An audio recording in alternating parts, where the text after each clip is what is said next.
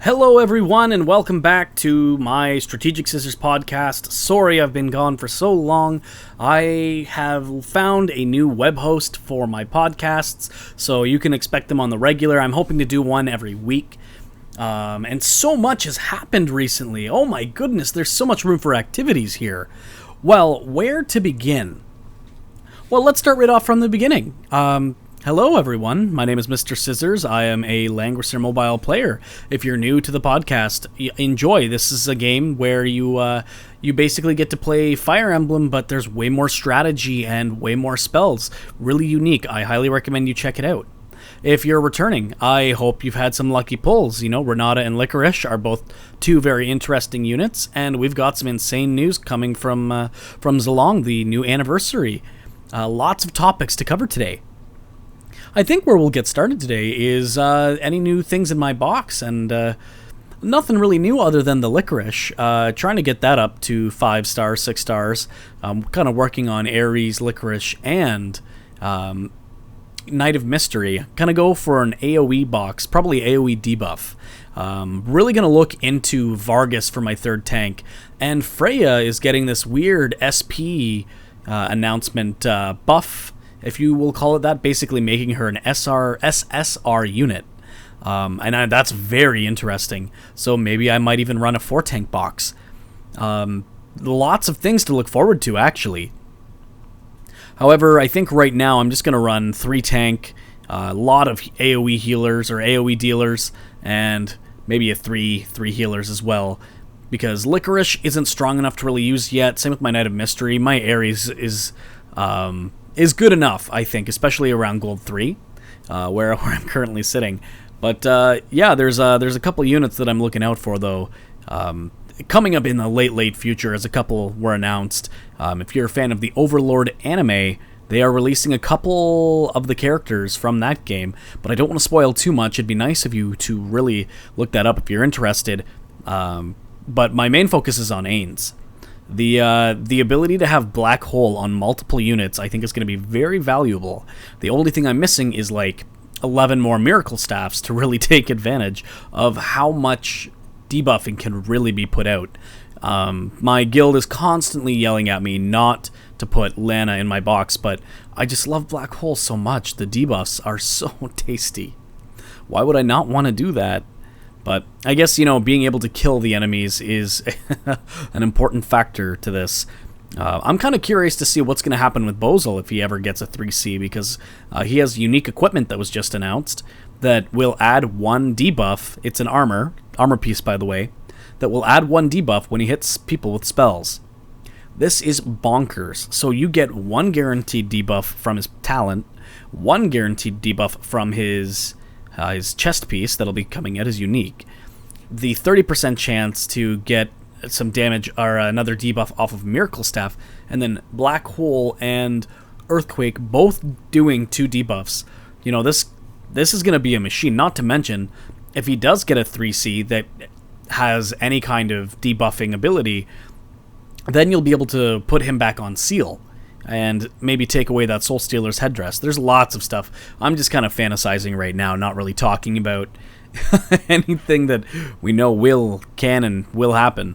But, I'm curious to see what they have in store for Bozel. He's a great unit. Almost everyone runs him, and he can really benefit from something, even though he's already good enough.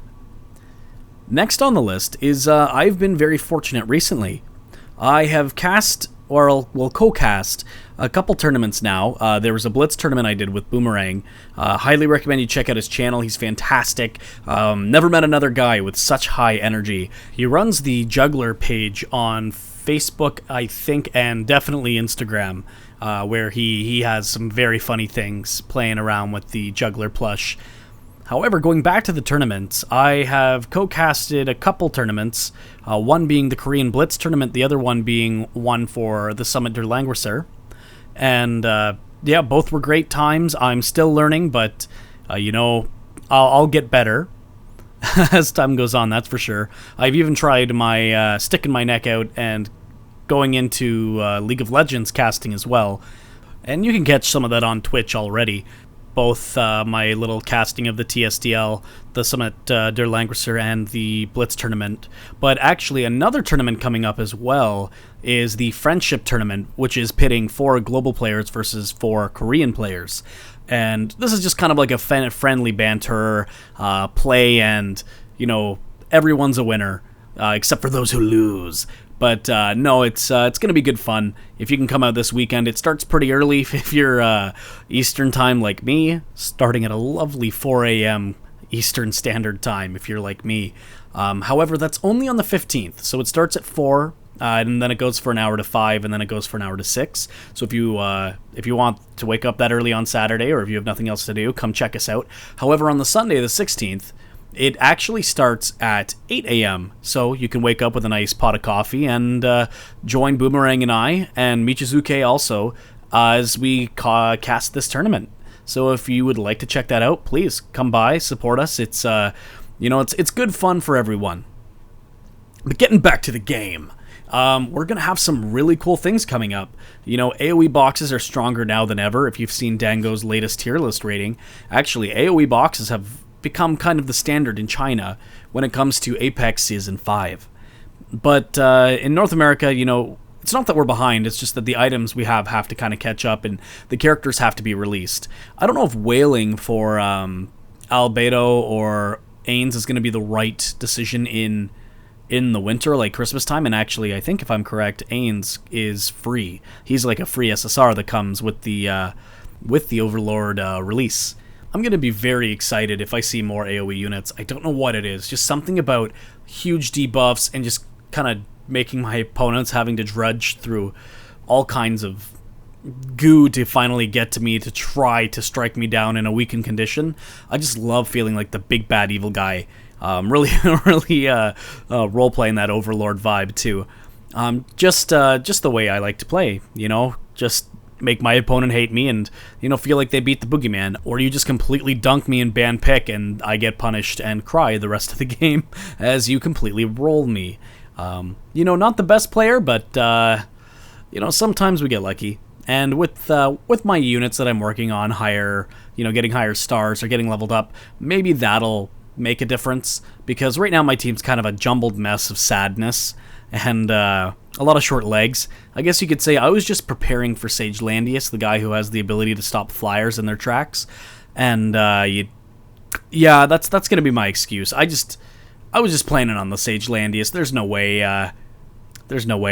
I would just do that because I love these units so much. Vargas Bernhardt, please. But on the bright side, there's gonna be a lot of stuff in the future for Empire, I think, especially since they're releasing a new faction buffer that looks very strong. A healer that can pretty much do it all. Highly recommend you check her out. I think it's making its way around right now. I've seen a little bit on Reddit, so you might want to check that out. Don't want to spoil too much for you. But yeah, so we have a couple of new announcements. SP changes are what they're calling these new upgrades. So you have to do some unreal stuff, like beating a Nikki level 70 as solo Elwyn to be able to get some of these materials to unlock his special advancement. Then this is kind of taking over, I think 3 Cs, they said, and trying to keep these kind of more PvE units competitive, which I love. This is a fantastic way to bring older characters back in. Well, not even older, but just like more PvE oriented into PvP. So if you wanted to keep them PvE, you just have them in the off rolls. This is a fantastic choice. The only question is, are they going to be too strong? You know, are these SP units going to be like basically Super Saiyan times 100 compared to the lowly peons of regular man? But I trust the direction that the game will be heading as time goes on. Now, as for the units that I currently run, Imelda has her 3C. Oh my goodness, and how could I forget that Vargas is actually getting his equipment, I think closer to December for us. But I mean, 2 of my favorite units are, you know, we're starting to get a little spicy here, boys. You know, we're getting the Imelda 3C, so that will do 10% HP to, or fixes fixed damage to increase all stats basically by 10%. Whereas Vargas's armor will allow you to block from 2 squares. That is incredible. I am so excited for that armor. You know, now I'll have my Vargas, Landius, and Juggler, all three ready to go. I'll be curious to build Freya. I'll really want to see how she works first with the SP changes. I think she's going to be solid regardless, but I still want to see before I really invest in another unit, especially when there's so many more coming that I want, like Reen, like, who's another? Ains. You know, I really want to go for that heavy AoE debuff. Not to mention, too, I also want to build Gizarov. I also want to build Ren? Sorry if I offended a few players out there. But, yeah, with Imelda 3C, my Ares has now been taking flight and cheesing Apex Arena like no other. But sometimes I all in on them too hard, and then I get punished because I have no tank, and then everything just crumbles after I manage to not kill anything. So, the game really goes either way sometimes, I find. Because I'm kind of doing some jumping back and forth here, back to the streaming, I was wondering if you guys would be down to submit your clips. You know, if maybe what I'll do is I'll make a little Discord, and if there's anything you want to show me, like any of your Apex battles, hit me up. I want to get better at casting. I want to really try my hand at that. So if you got some funny highlights to show, I'll do like little practice casts of your game, and yeah, hit me up for that. I'll leave a link in YouTube as well as Reddit as well. I'll kind of announce that. So if you got something funny, something sad, something tragic, don't worry, I'll do my best to make you look really good. More news coming out, though, is that my Vargas is on ice. Yes, you got that right, the ice enchant. And you know what? I don't think it's that bad. I have actually considered even moving my Landius over to ice. Now, hold on. Call me crazy. And I might be, especially if we're going into an AoE debuff meta. But 30% for Thorns, 20% for Stun. You know, if you're going to argue and say that the Stun is dispellable, well, you know what? The damage you do on Thorns is healable. And both require a heal from somebody. But, you know, you don't need to force out a mass dispel when you Thorns proc, right? See, that's where ice comes in handy. Maybe I'll make a full breezy team with Angelina. You know, go for that full 3C, rotate, get my short legs in there, run in there with Vargas, Angelina. Those are the only two with ice. Well, you know what? If all my tanks have ice, well, how can I lose? You know, 20%, I get 5 characters, 20, 40, 80, 100. That is 100% ice. They can't, like, I'll start the game, they'll be frozen. That's how it works. It's 20% times 5. Actually, I don't know. Maybe this is a terrible idea, and I don't really want to lose some of the enchants that I currently have. But I'm kind of curious. Well, if you're proccing Thorns, that means that you're being attacked, which means that you could be proccing ice. 10% less chance, but it completely removes someone from combat, and it might not be good in the sense that you can remove the debuff, or sorry, you can remove the debuff, but rather, when someone comes to attack you, and they have like a roundabout or a retreat, like Illustrial, like Mystery Knight, like Sonya sometimes too. You know, if you just stop them dead in their tracks, they can't do anything. They cannot retreat. They overextended, and now they can't get back to safety, and you can take advantage of that silly positioning. Alright, it's big brain time. Actually, you know what? I don't think my my Landius's Thorns are even that good. Ooh, I might do this. Alright, boys, I'll see you all in Langrisser, because that's where I'm going to climb. Thorns on everyone but Juggler, because that HP soak is too good to get rid of Thorns. It's actually really bonkers on him. Maybe when the new girl comes out that makes everyone a tank, I might build up Varash. But we'll see when that time comes. In the meantime, I'm just going to focus on my Jugs, Vargas, and Landius.